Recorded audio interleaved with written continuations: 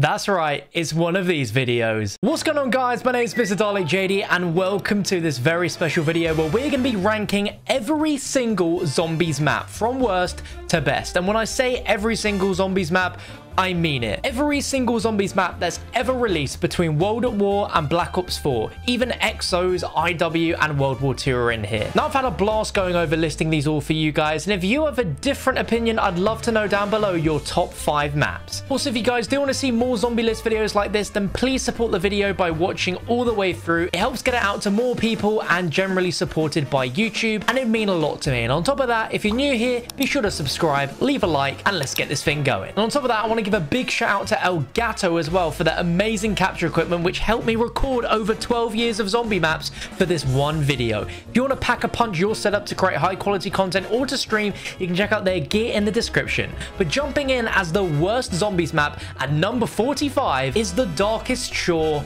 from Call of Duty World War 2. Now, I don't think this is any much of a surprise to anyone, but this is one of the dullest zombies maps visually that has ever released, and combines a mechanic which was already bad in transit being fog and timesing that by 100. This map is just awful to play.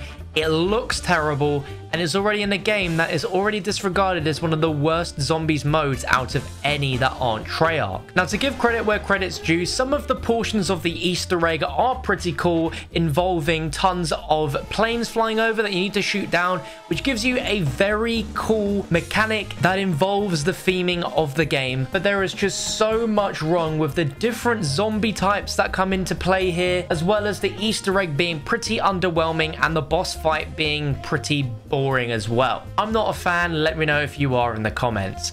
Coming in at number 44, second worst ever, is Infection Exo Zombies, which is also known as Burger Town. Now, this almost made it as the worst zombies map ever, but this is just awful. Burger Town sounds like a really cool setting for a zombies map, but this is not it, chief. This zombies map introduced multiple new zombie variants, each with their own unique characteristics and one with its own special round with other zombies. And along with this, you have toxic gas zones that will infect the player if they enter the area. So whole areas of the map can be locked off at random each round. And this is a mechanic that is absolutely just god-awful and a sin to zombies. On top of that, you have survivors, which are random AI that you need to help escort from one place to another so that they can get rescued, which completely takes your mind off the actual thing at hand here, which is killing zombies. There's just so much going on here that this map is a complete mess. And the only redeeming feature is Bubby. Everything else about this map is trash. And continuing on that theme, the next map is going to be Exo Zombies Carrier, which takes place on a carrier ship. And this is just as awful because replacing those AI that you need to save, you have random soldiers that will spawn in with a bomb that you need to defuse. You've got actual AI shooting at you inside of a zombies mode, which never should be a thing. It's just zombies. We don't need human soldiers shooting at us as well. And on top of that, you have all the nightmare zombies returning, as well as a teleporting zombie. So to make matters worse, you've already got some awful zombie types in that map and Infection, but then it just gets ramped up even more. And by ramp up, I mean Exo Zombies Descent, which is the final Exo Zombies map. Now, to give credit where credit's due, it's not as bad as DLC 2 and 3, but it's still awful. And to make your life even more hell, there's a new enemy known as the Fusion Zombie, which can exhibit multiple combinations of zombie powers with a maximum of 4 to be total. I thought the Easter egg was pretty underwhelming as well. It's just the Oz boss battle gets pretty boring after the first time you do it. There's just not really much substance to any of these Exo Zombies maps. But coming in at 41 is the Beast from Beyond from Infinite Warfare. Now, this is a shell of what Infinite Warfare Zombies actually represents, because I think the game is actually really good and there's some great maps that stand out in this selection, but Beast from Beyond it's just not one of those. It's the ugly duckling of Infinite Warfare Zombies, if you will, by just completely stripping it of what it once was. Introducing cryptids back from Extinction, but making it even worse than Extinction. The only thing good about Beast from Beyond is that super Easter egg boss battle, which is incredible, but the actual boss fight of the map itself is really underwhelming and just feels like there wasn't enough time put to actually make a good boss fight. There's also just not a lot to the map. It just feels like a shell of what a Extinction sequel really could have been. But coming in after this is the Tortured Path, which is arguably the worst DLC from World War II Zombies in total.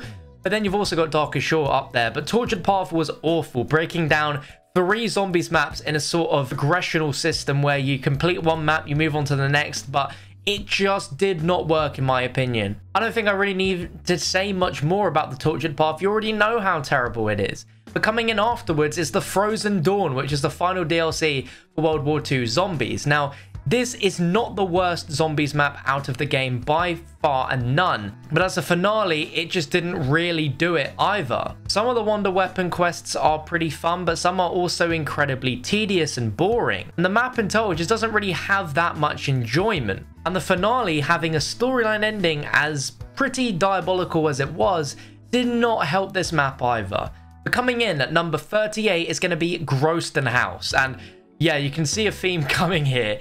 Groston House is a fun little survival map, but that's all it really is, and that's all really that it offers. It's great that you have a mystery box as a little Easter egg reward. There's not really much more I can say about the map. It's Groston House. Coming in at number 37 is going to be Rave in the Redwoods. Now, a lot of people actually don't mind Rave in the Redwoods, and at its core, it's not a bad map, but I just feel like in the pool of other maps that Infinite Warfare has, this isn't the strongest one. The Wonder Weapon bows are pretty good. They're nothing special, nothing overly memorable. And the Super Slasher boss fight, as well, is not that memorable either. It just feels like a much more dumbed down, not as good version as Zombies in Spaceland, if I'm honest with you.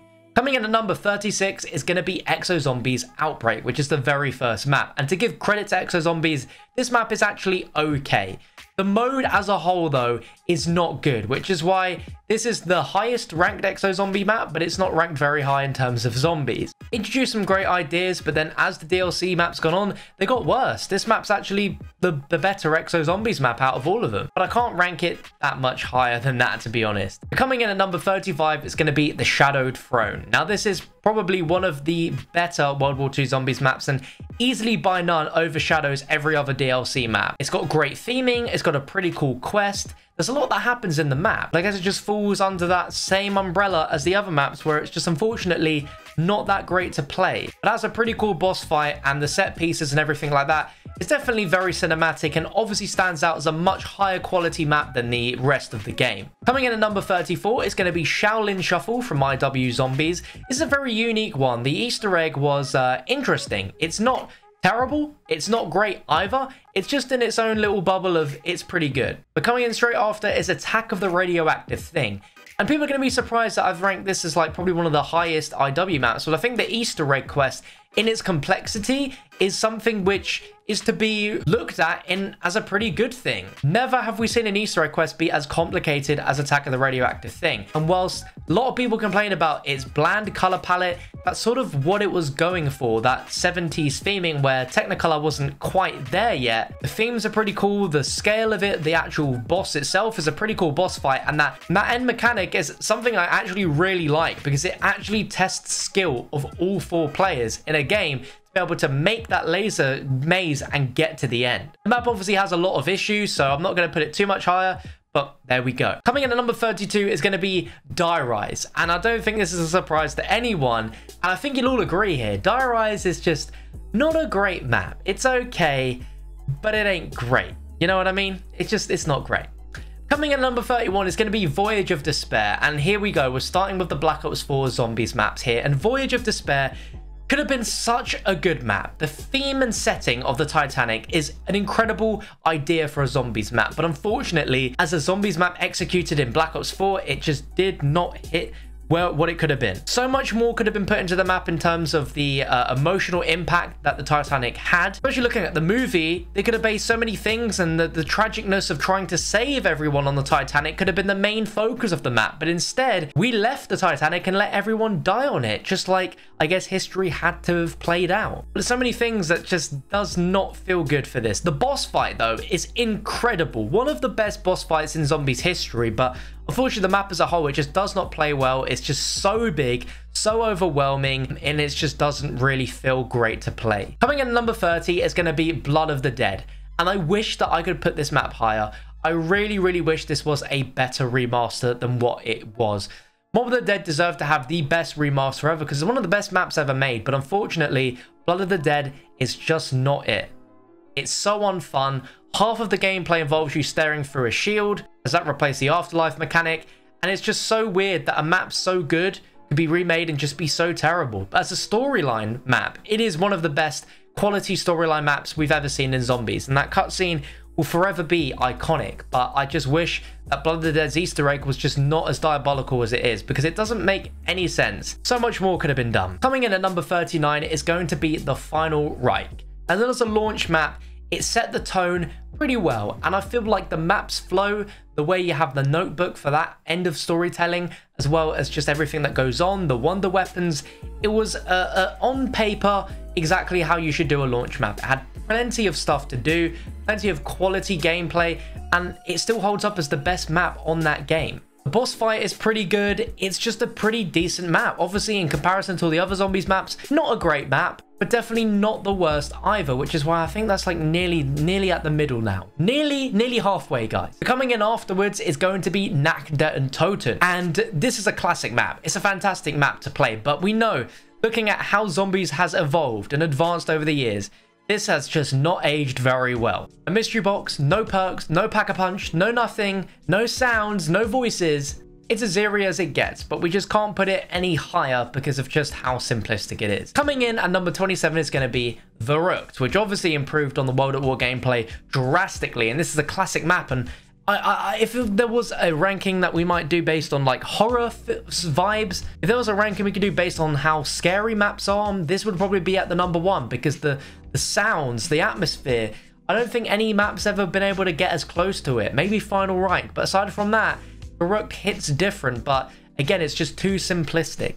Coming in next is Shinonuma. I feel like I'm writing World at War off very early, but don't worry about that. We still got one more map to go from there, but Shinonuma includes our classic characters and the Wonderwaff and the perks and the dogs and everything like that, but again, it's just a bit of an outdated map, and in its remastered form, it doesn't play that great, especially with Nakda as well. Coming in at number 25 is going to be Nuketown from Black Ops 2 Zombies. And I feel as a map for gameplay, this map is great. It has that sort of simplistic survival gameplay that people probably want still when it came to Black Ops 2, but I can't really rate it much higher because there isn't really that much to the map. You have the mechanics of the perks flying in, which is always cool and sort of changes up your game every time. But again, Nuketown's a little bit too simplistic, but still is great if you want that old school gameplay. Coming in at number 24 is going to be Dead of the Night, the first DLC for Black Ops 4. And I really think this is a gem within Black Ops 4. There's a lot of uniqueness of this map, a lot of creativity. The Wonder Weapon is probably one of the best Wonder Weapons in Black Ops 4 in general. It's so strong, it's so powerful, but yeah, stuff like the vampires and the werewolves do let this map down a little bit, but it's definitely not the worst map on BO4 by none, which is why it's rated higher than Blood and Voyage. Coming in afterwards is going to be Zetsubou no Shima, and some people will probably disagree. They might rate this as one of the best maps in Black Ops 3, but I'm going to rate it down below. There's nothing ultimately wrong with Zetsubou, it just sort of sticks out as the ugly duckling of BO3 in my opinion, and yeah, I just don't really like Zetsubou that much. Please don't hate me in the comments if you do like it. Story-wise, Easter egg-wise, it's pretty cool. But having to use a gobble gum, not so cool. Coming in at number 22 is going to be Shangri-La. Now, I feel bad putting it so high up because this is a really cool map at the core, and the art style is one of the most beautiful maps ever made. It just looks so good. But Shangri-La does have its problems. We have some very annoying zombies. You have the monkeys. It's a very different beast in terms of the other Black Ops 1 Zombies maps. And although I'll always have firm memories with Shangri-La, I just can't rate it higher personally, but I'm sure you guys might feel different. Coming in at number 21 is going to be 5 from Black Ops 1 Zombies, and 5 is classic. It is super classic. The characters on the map are some of the most unique I think we've ever seen in Zombies. That's definitely something we can all agree on, and it's a great map, but I just can't rate it that much higher than that. Coming in at number 20 is going to be the Giant from Black Ops 3. And this is a pretty darn good remake as far as remakes go. It adds some more stuff to Derice, but it doesn't change too much. But ultimately, I feel like Derice is the better map than the Giant. Again, it's another one of those simple maps. There's not really too much to it besides just surviving. And whilst we have some classic areas, I got to put it at number 20 just because, you know, there's other maps better than the Giant. Coming in at number 19 is going to be Revelations. And I'm sure you guys are going to be surprised, but the more I play Revelations, the more I just wish that the last map for Black Ops 3 was a bit more unique and a bit more of a different style of take than it mashing maps together. I also think some of the steps in the Easter egg are just darn silly. Like, how long it took us to find all the bones for that individual step is just nuts, right? It's things like that, as well as the boss fight being a carbon copy of Shadows of Evil. But you've got some firm favorites here. You've got the Thunder Gun, you've got the Apothicon Servant, which could be upgraded, Little Arnie's. There's a lot of great stuff in Revelations, and it's a great map. But I think what we're looking for is just more unique, great zombies maps. So coming in at number 18 is Classified, and I really do believe that Classified is a better map than 5, because there's a few more areas, there's a few more weapon varieties, you've got some of the mechanics in BO4 such as a specialist as well that make it a little bit more fun to play, and you've got a little bit more stuff to go with here. You've got that old Pack-a-Punch room, but then you've got the new Pack-a-Punch room. You've got more areas just outside of the spawn room, and ultimately I think Classified is a bit more of a funner map to play gameplay-wise than 5. There's just more to do. There's a bit more to it. Coming in at number 17 is Transit, and you'd be surprised because when I made my last ranking every zombies map video, I put Transit as one of the worst. But recently, going back and playing it, as bad as the map is, as bad as some of the gameplay mechanics are, there's something about Transit that just keeps me coming back. I think the idea of an open world zombies map is something very exciting and something which Transit was the closest thing we have to it. Denizens are definitely one of the worst things ever to come into zombies, and I absolutely detest the map for Denizens. The jet gun is also a terrible wonder weapon, so it completely gets ignored every time I play it. Pack-a-Punch system is also terrible as well. But there's just something about the gameplay of Transit, something about those iconic areas like Bus Depot and Town and Diner and Farm that you just can't help but love. And I don't know why, but there's just a certain character about Transit that I just love, so I've put it at number 17. It's definitely not great, but there's a lot of fun that you can still have with Transit despite the problems that it has. On the gameplay front, Transit is so fun. And any player of any skill level can jump in and have a fun time with Transit, even if it's a bit of a chaotic one. Coming in at number 16 is going to be Alpha Omega. And a lot of people don't like Alpha Omega. They think it's lazy, it's just a rip-off from the Nuketown Island on Blackout, and I agree with you on that front. But there is some great story lore to this map, and it's probably one of the heaviest story lore maps in all of Zombies. It rounds up so much great stuff. There's some great gameplay as well with the 4 different ray guns that you can have upgraded, which is something which a few years ago we would have dreamt of having. Alpha Omega obviously has a lot of flaws as well. Some of the mechanics where you have to, you know, refix the generators sometimes every few rounds. Other things like that. It's not great, but there's a lot of fantastic touches that they made to this map that I really appreciate, such as the round changing music, the end screen music, the Easter egg with the Avogadro boss fight is really cool. And when you think about it, all the other stuff like Marlton being stuck in the bunker, like that finally being explained and us seeing it and stuff like that, I just love that sort of thing. Coming in at number 15 is going to be Derice, and it is an absolute hot classic. It introduced the Pack-a-Punch machine, teleporters, camping in loads of unique spots.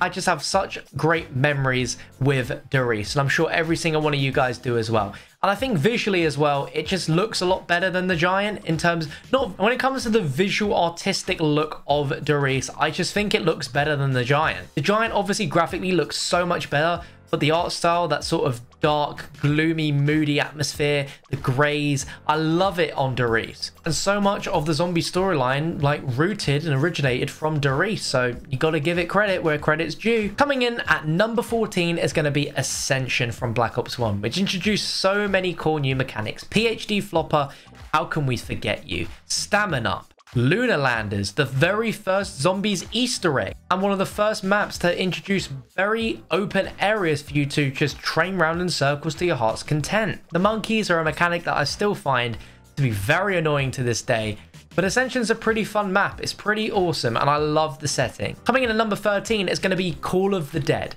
And there's so many cool things about this map that I absolutely adore. You've got the VR11 and the Scavenger, two super unique wonder weapons. You've got George Romero, rest in peace, walking around, very unique mechanic. Not sure if it's good or not. We've dealt with it so much now, we've probably gotten used to it. I really don't like the fog mechanic in Call of the Dead, but I love the Easter egg, I love the characters, I love the setting. It's a hot classic. How can you not like Call of the Dead?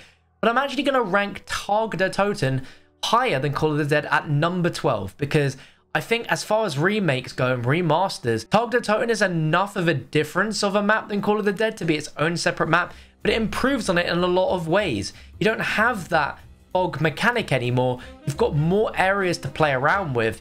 You've got some fun wonder weapons, talking about the Tundra Gun, the Wonderwaff DG2 Schwartz shooter, the Matryoshka dolls, you've got the Victus crew, you have so much backstory there. There's a lot of great things, and I think it's one of the better Black Ops 4 maps that we got through the DLC season. Some of you guys might disagree with that, let me know. Coming in at number 11 is going to be Kino der Toten, which is just an absolute classic. I don't really need to say much more. It's Kino der Toten. We all love Kino, so it's coming in at number 11. Coming in at number 10 is going to be Ancient Evil, and I'm sure some of you might be surprised, but Ancient Evil is actually a really good map. You have those 4 wonder weapon gauntlets, you have a very cinematic journey throughout this map where you have Pegasus that takes you from one side of the map to the other. You have an amazing boss fight arena. So much creativity. The gameplay suits any play style and also any skill. You can be given a pack-a-punch weapon pretty early on by just doing some challenges. Some of the Easter egg steps are just darn right awesome in this map. And theming wise as well, it is just awesome. So that's why Ancient Evil is in my top 10. But now coming in during that top 10, we have number 9, which is going to be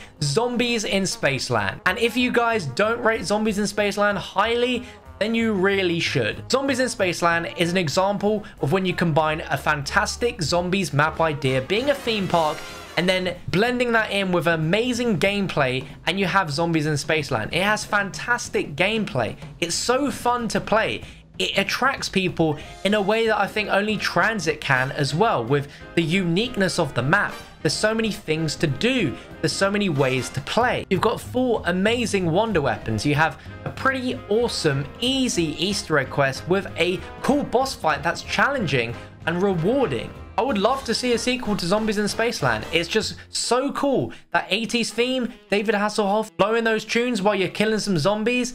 It's awesome, and it sucks that Infinite Warfare gets the rep it has when it has a zombies map as insane as Zombies in Spaceland. Coming in at number 8 is gonna be Buried, which is such a hot classic. It has some amazing uniqueness to the map. I love the western town that we have. We have Leroy the Giant, we have the Paralyzer wonder weapon, which is incredible, the Time Bomb. There's just so much cool stuff about this map. The fact the maze changes every time is a hot classic, and Buried is such a friendly map as well for players to just jump on and just go to high rounds on. Definitely an easy map, but a great map.